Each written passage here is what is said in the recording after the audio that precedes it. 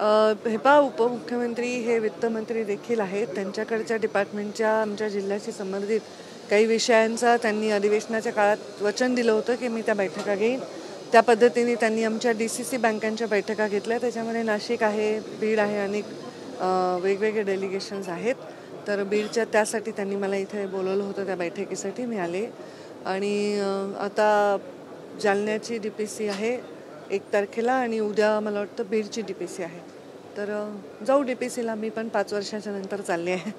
तर बघू काय. आता दादा स्वतः आहेत, मी आहे, सगळे आमच्या जिल्ह्याचे नेते आहेत आणि पदाधिकारी सगळे असतील, अधिकारी सगळे असतील. तर त्या सगळ्या गोष्टींच्या अभ्यासानंतर भविष्यातले निर्णय होते. आता बीड जिल्हा मध्यवर्ती बँकेची अवस्था थोडी बिकट असल्याची सुद्धा माहिती मिळते. त्या संदर्भात काही चर्चा आणि त्याची सुधारण्याची त्याच्याच संदर्भातली ही बैठक होती आणि दादांनी चांगली सविस्तर चर्चा केली. दादांना आम्ही सांगितलं माझ्याकडे बँक 14 ते 20 माझ्या ताब्यात होती बँक.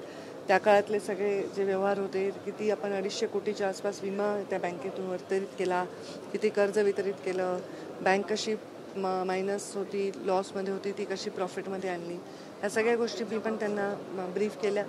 आणि आता प्रशासक असल्यामुळे तिथे काय काय करायला पाहिजे, प्रशासकही चांगल्या भूमिका घेत आहेत.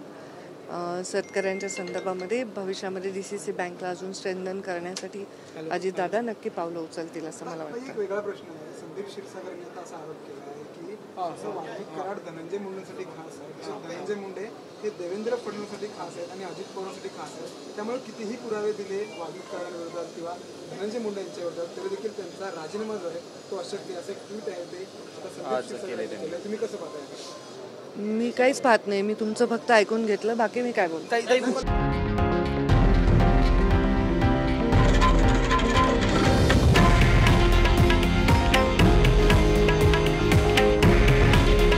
हे आहे देशातील नंबर 1 न्यूज नेटवर्क आणि आपण पाहत आहात TV9 मराठी.